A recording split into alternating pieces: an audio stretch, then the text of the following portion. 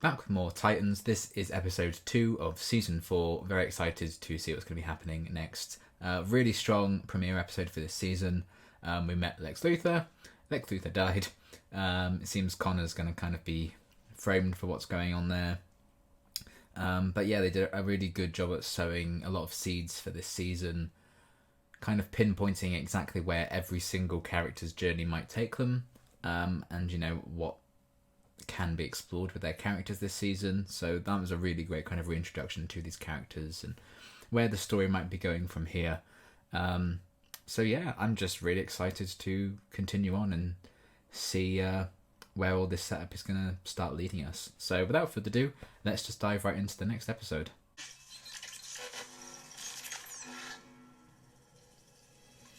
Oh good, creepy shit. Oh, yeah. Could you even imagine? Like, ugh. Here we go again.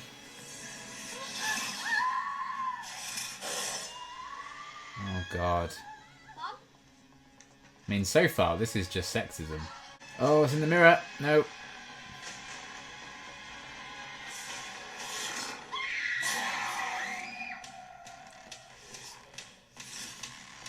Oof. An official statement from LexCorp does indeed confirm that Superboy is, and I quote, a genetic aberration, a weaponized combination of Superman and the late Lex Luthor's genetic material.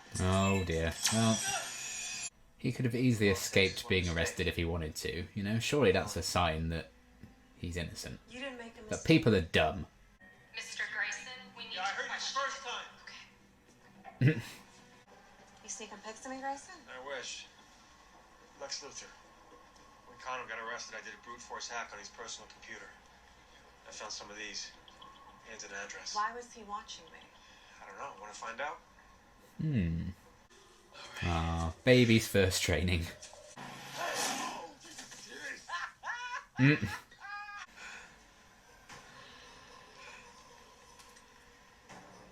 hear that? What? Shenanigans. Oh.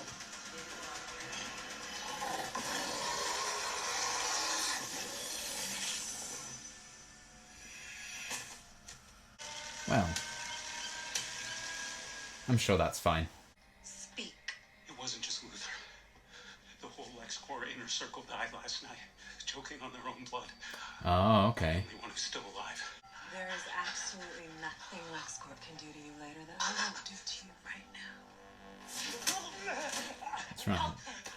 You are probably going to die, so you might as well be useful. Jane, It's time.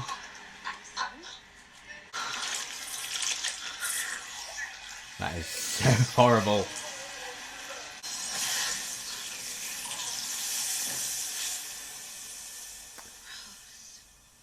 Agreed.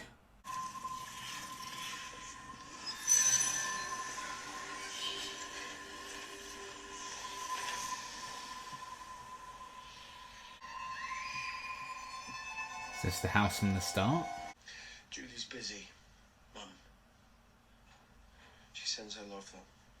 Well, a good man deserves a good woman. Is Julie real? Yeah. It works There's out. nothing my Sappy can't do when he puts his mind to it. Aww. You sing this one.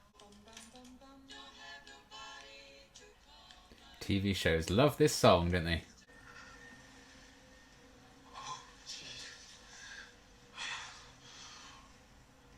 Yeah, it's just got very real for Tim. Rachel! Oh, I think she's in shock. It's okay. It's okay. Hey, my name is Raven. What's yours? Aria. Hi, Aria. it's interesting she's calling herself Raven there. Mommy and Dad, the bald-faced man.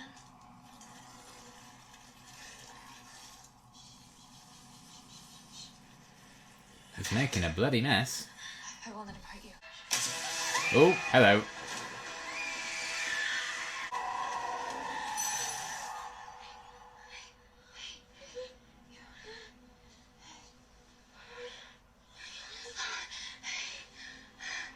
Oh. I never heard anything like that. I have. This is how to die animals. Sounds like he invested a lot of time into you, Corey. Lex Luthor would never invest anything without expecting a return. That doesn't make me feel any better. I didn't want it to. You're not him. You have two fathers. Never forget that. Two fathers. One creator. Made in his image. Oh, damn. I can hear everything. That's quite the way to look at it. Maybe you didn't find Lex's secret. Maybe you found him searching for yours.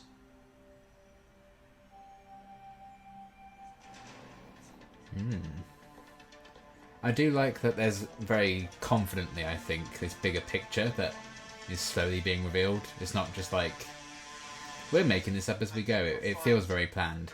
The goal is not to foster competition amongst gamers. It's to build community. I mean, I think that's a unique idea. And you have passion, but we need more than that. Oh. Okay. Maybe he went to change the world. Sushi for lunch? Oh dear. They will all die. Oh. Oh. Oh. Okay, so he kills the women and then takes the men for their blood. Oh! Hello there. Go on. Show us.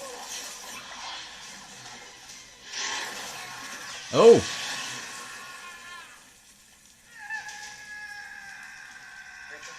Oh. I didn't do that. He did it to himself. It's done now. That's all that matters. Mom? Oh no, your mum died. I tried to reach you. She passed this morning. I'm so sorry. Oh god. Take all the time you need here.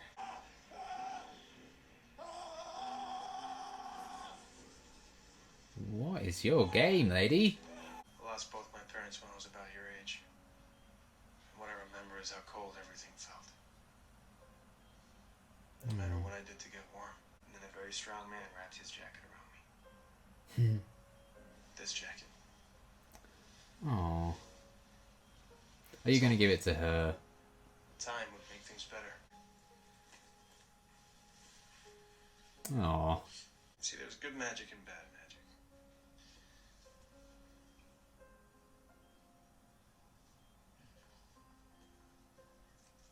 The good magic always wins. Keep the jacket. Oh. Connor Kent, also known as Superboy, has been exonerated from any responsibility in the death of Alexander Luthor. Oh, good. Lex Luthor's personal physician. He promised him a lot more than just a cure. He trusted a madman. I never want to come back to Metropolis again. Probably fair. They're blacklisting a lot of cities at this rate, aren't they? Everything's a better play here. Aww. I love Uno. What a great game. Deathstroke and Evil Jason were one thing, but what was in that slaughterhouse? Evil Jason. I like that she won't even call him Red Hood. Francisco. Why is it never easy to leave this town? Oh shit, yeah. I like that her eyebrows disappear when she's in costume.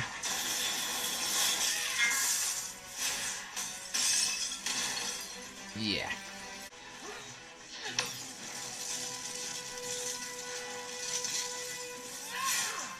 Cheating. Yes. Yes. Roast the bitch. So I guess she wants them all to stay. That's why she's gone after them as they're leaving. Or does she want Corey to stay because Lex was after her for some reason? Oh, bugger. Oh. So that's still her powers. Maybe she wanted Rachel then. She did invade the dream, and I guess that makes sense. And he's just straight up not having a good time right now.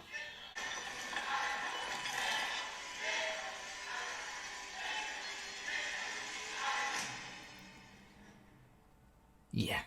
Okay. Sure. Ugh.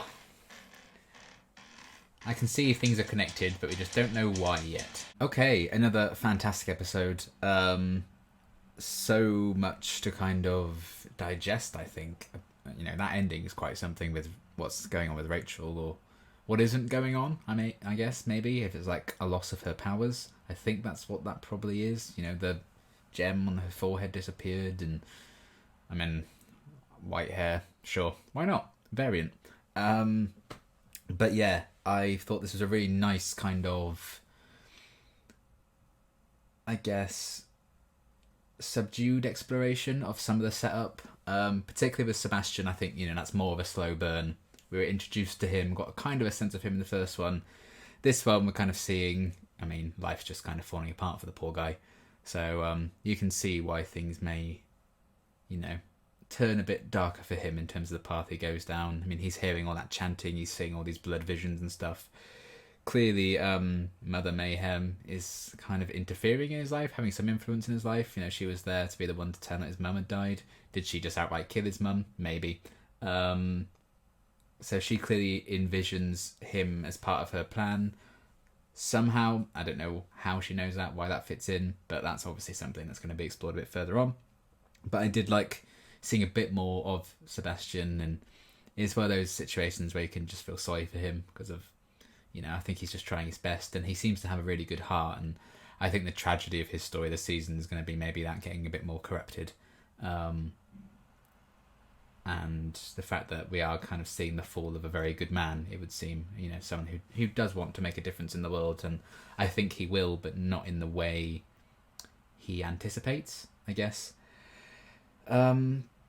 So yeah, that kind of part of things was interesting, getting a bit more Sebastian, and, you know, I feel like, you know, the first half of the season is very much going to be, I think, his rise to power, or evil, however you look at it. And then shit will really hit the fan probably in the second half of the season. Maybe like Mother Mayhem as the villain, as she kind of was revealed to be at the end of this episode properly.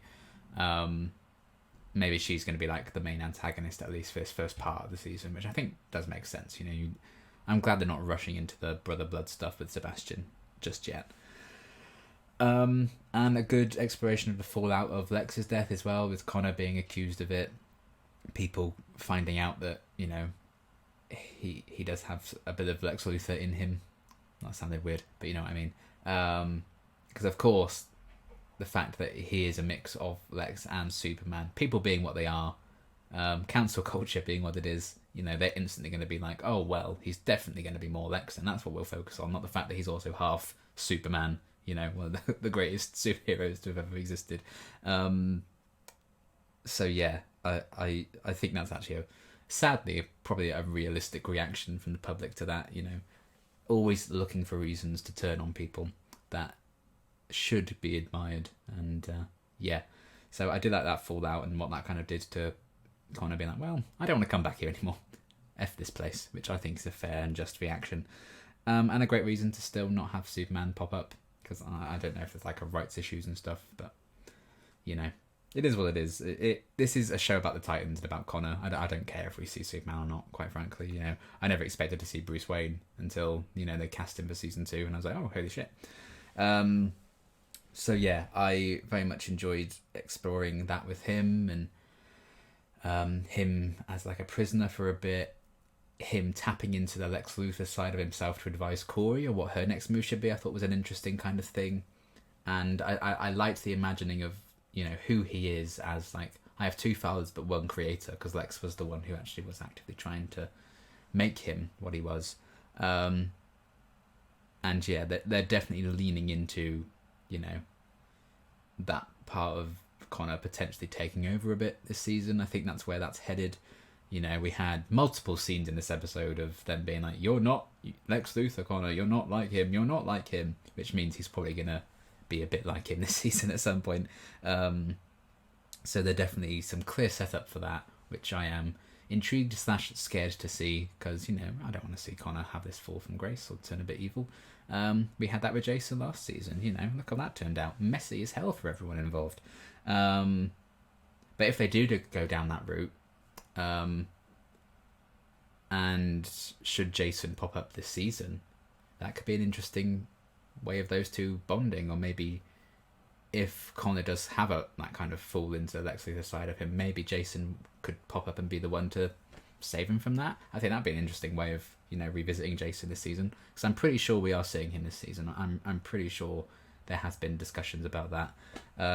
I even thought you could hear him in one of the trailers, so I guess we'll know for sure how, when, if he pops up. But I do think I've heard whispers of that being the case. I guess we'll see. Either way. So yeah, I liked all of that with him. I like Dick and Corey kind of sticking as the leaders of the group and really taking charge of things. Corey going off on her own little adventure to find out why Lex was following her and how that connects to things. Where does Corey fit into this? Why were they looking at her? Gar hearing all those voices, is that his own separate thing, or is that also tied to the chanting and Mother Mayhem and all of that, like Sebastian's hearing, that Rachel was kind of hearing as well? Maybe they are just actively toying with the idea, like we don't know exactly what's going to connect to one thing, what things are a separate storyline all in itself. So I quite like that they're kind of teasing and playing with that. But Corey taking charge and just being the badass she is, always great to see. Badass in that purple coat as well. I mean, when doesn't Corey look good? But holy shit. So yeah, that was great. And I did like, I think my favourite scene in the episode actually was Dick talking to that little girl in the hospital. And talking about good and bad magic, and good magic's always going to win.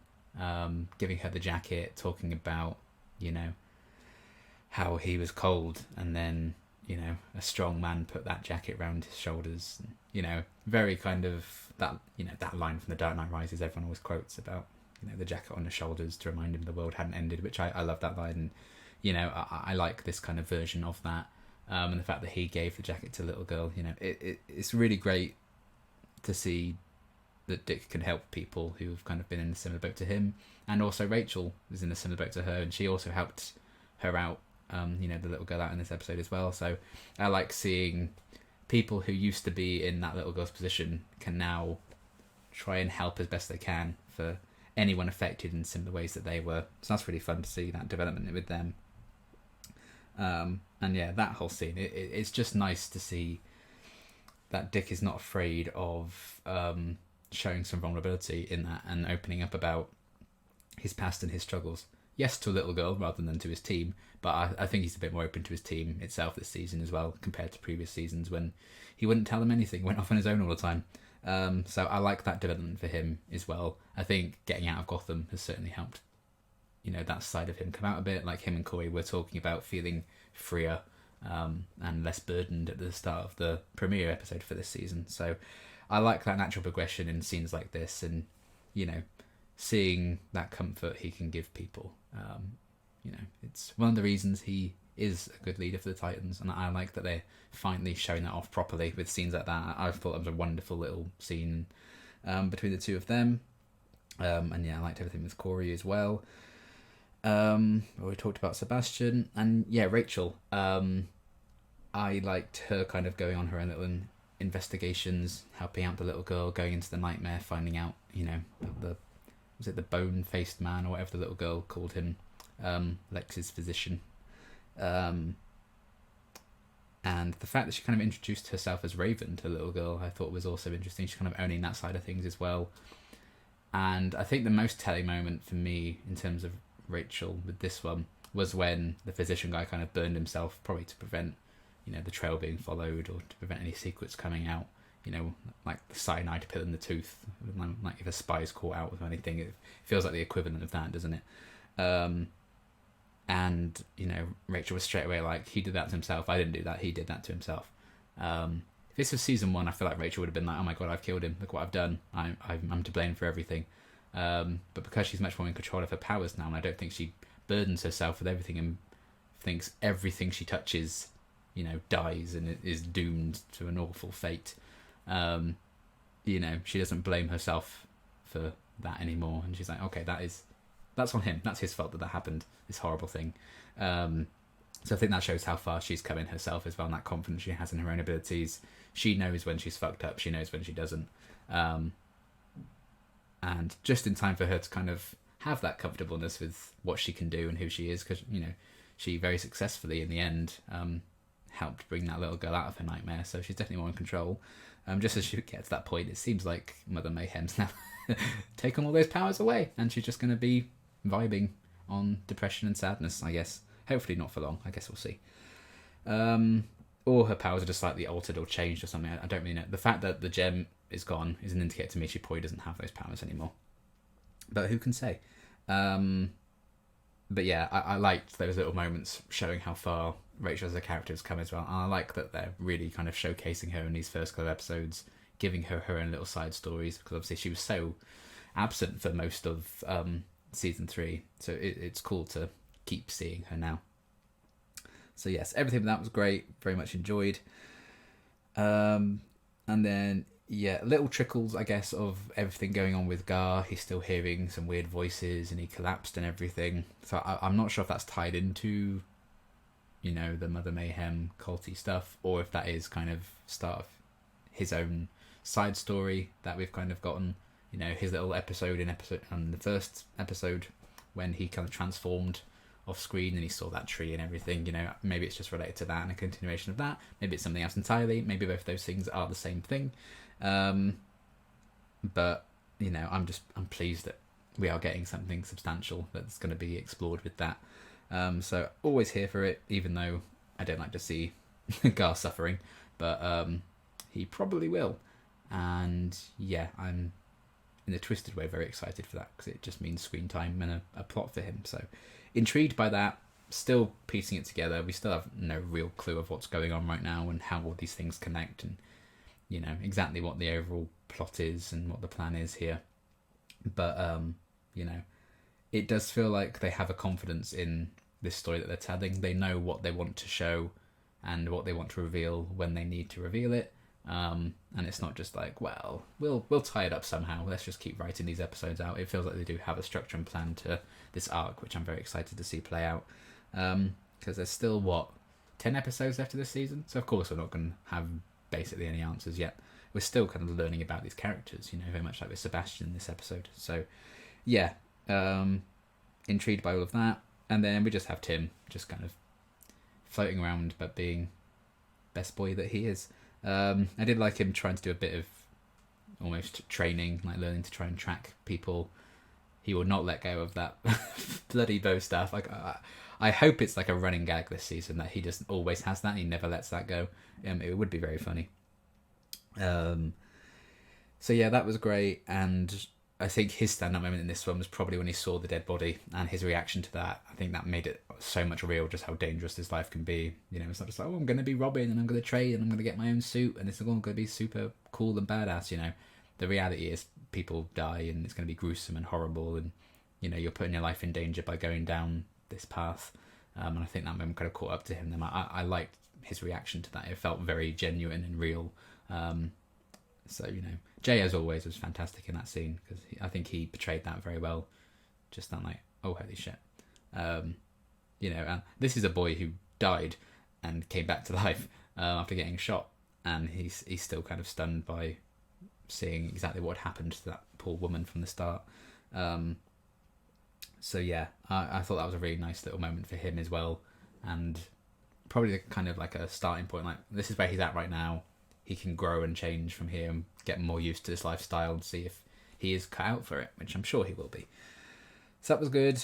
And we did get a few more answers, I guess, about like who the bone mass person was. Although there was another one of those in that final scene. So I think it's just like a title that passes on from person to person, I would imagine. And seeing what they did with the men that they'd frozen in those very similar scenes that we got at the start of this episode and last episode as well. They were kind of like draining their blood for whatever reason and keeping them alive. So how do they choose who they take and who they kill, stuff like that? Still all, I'm sure, going to be revealed and expanded upon.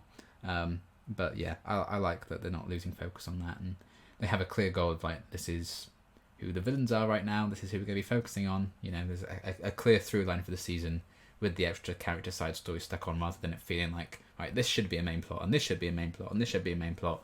Then it's like, what do we follow here? What should we be focusing on? It feels like They're very much like, this is the main thing, here are some side things, so it doesn't feel quite as incohesive. I think they've done a great job of that with these first 2 episodes thus far. So yeah, another great episode. Very excited to see where all this goes next. And yeah, should be intriguing. Particularly, I think for me right now, I'm excited to see what this means for Rachel, given that ending. So yeah, I'm excited. Another great episode. I think season 4 is off to a very strong start. And yeah, I'm excited for more. But that is going to be everything for now. And until my next reaction, thanks for watching.